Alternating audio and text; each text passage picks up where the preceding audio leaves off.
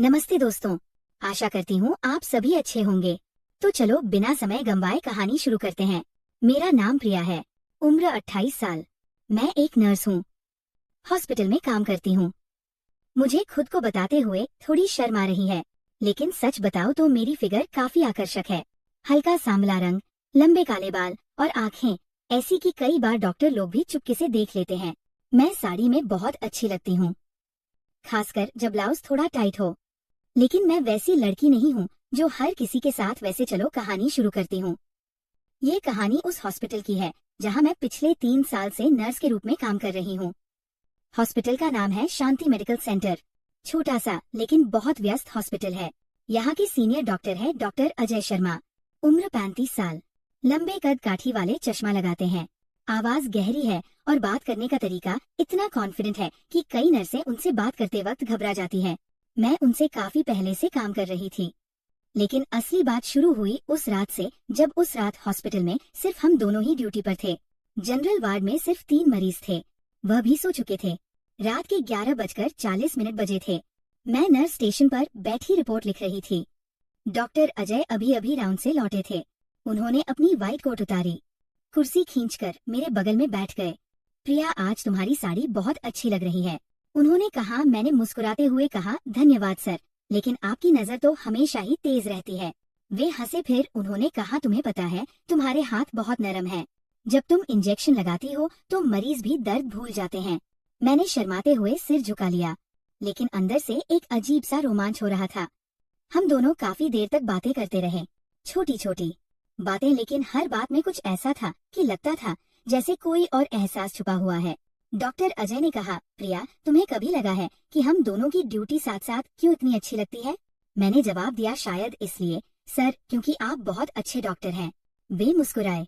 सिर्फ अच्छे डॉक्टर? मैंने उनकी आंखों में देखा और धीरे से बोली, और अच्छे इंसान भी। उस रात हम बहुत देर तक बातें करते रहे। कोई खास हुआ नहीं, लेकिन हवा में कुछ था, जैसे कोई अनकहा वादा। अगले कुछ हफ्तों में हमारी बातें बढ़ती गई, लेकिन बिल्कुल सामान्य तरीके से।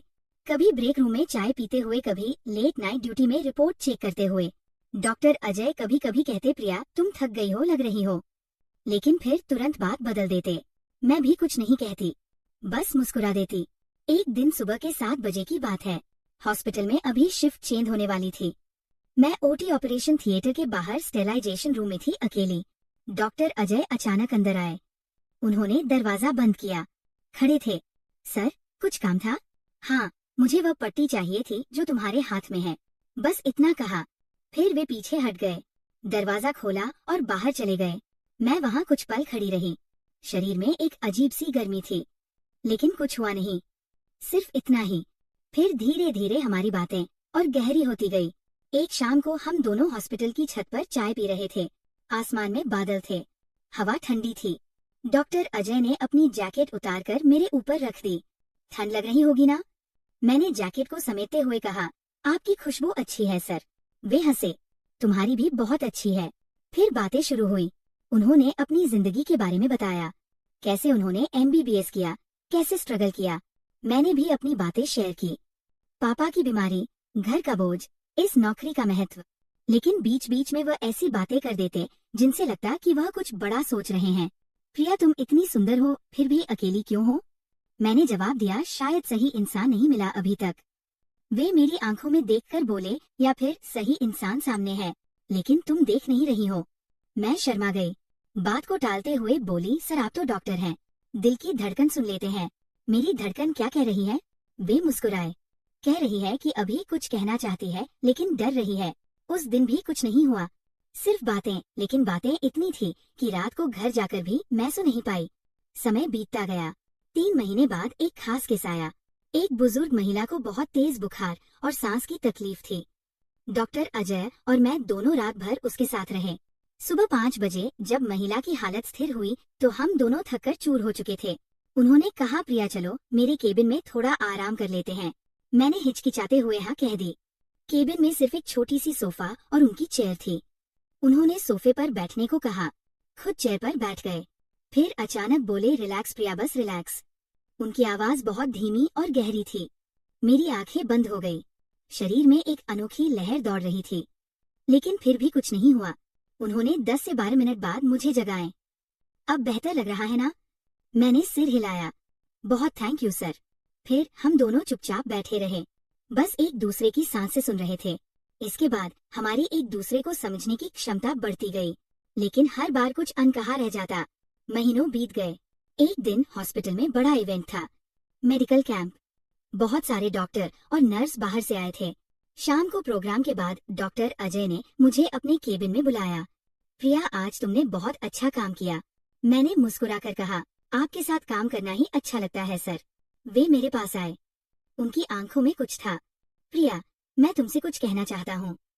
मेरा दिल तेज धड़कने लगा। हाँ सर, तुम मेरी जिंदगी में बहुत महत्वपूर्ण हो गई हो, लेकिन मैं नहीं चाहता कि हम कोई गलत कदम उठाएं। मैं शादीशुदा हूँ, मेरी पत्नी और बच्चा है, लेकिन तुम्हारे साथ जो फीलिंग्स है वो मैं कंट्रोल नहीं कर पा रहा। मैं चुप रही। वे आगे बोले, मैं बस इतना चाहता हूँ कि तुम जान लो कि मैं तुम्हें बहुत चाहता हूँ, लेकिन हम दोनों प्रोफेशन हैं। मैं अपनी लिमिट्स जानता हूँ। मैं घर आई तो बहुत उलझन में थी। एक तरफ उनकी बातें, उनकी नजरें, दूसरी तरफ उनकी जिम्मेदारियां। मैं सोचती रही कि क्या ये सब सही है। फिर एक दिन हॉस्पिटल में बहुत बड़ा एक्सीडेंट केस आया। कई घायल थे। हम सब रात भर जागे रहे। सुबह जब सब शांत हुआ तो डॉक्टर अजय अचानक बेहोश हो गए। ब्लड प्रेशर बहुत गिर गया था। थकान और स्ट्रेस की वजह से मैंने उन्हें उनके केबिन में लिटाया।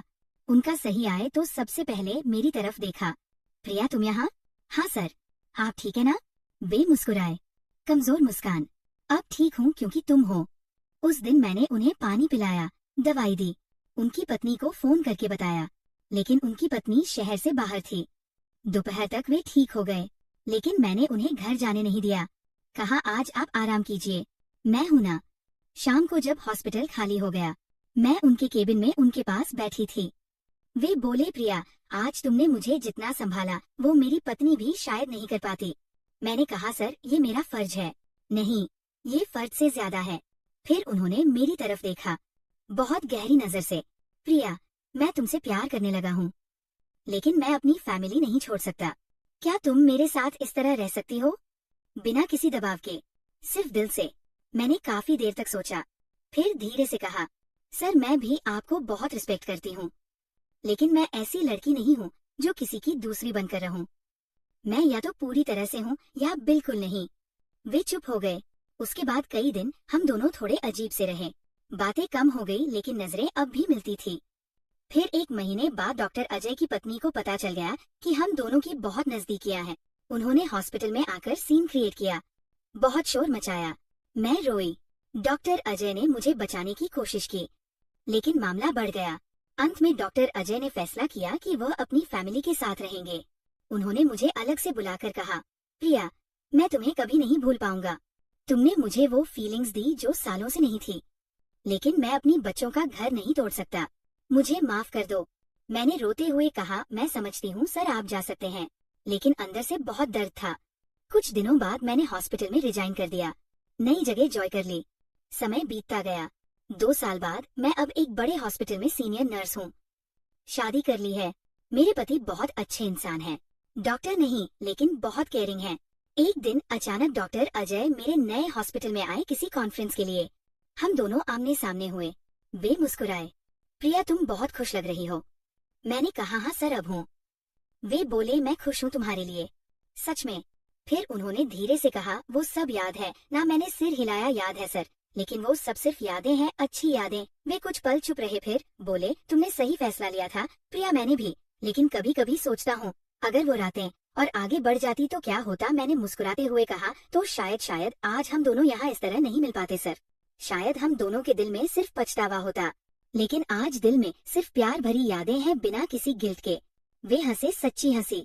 तुम अभी भी वही स्मार्ट और समझदार लड़की हो। फिर हम दोनों ने चाय पी, पुरानी बातें की, सिर्फ 2 पुराने दोस्तों की तरह। कहानी का अंत यही है। कई बार लगता है कि इंसान को प्यार करने के लिए सिर्फ दिल और समझ की जरूरत होती है। और हाँ, डॉक्टर अजय आज भी अच्छे डॉक्टर हैं, अच्छे हैं, और मैं अच्छी नर्स। बस कभी कभी पुरानी यादें मुस्कुरा देती हैं। तो दोस्तों, दमदार थी ना कहानी?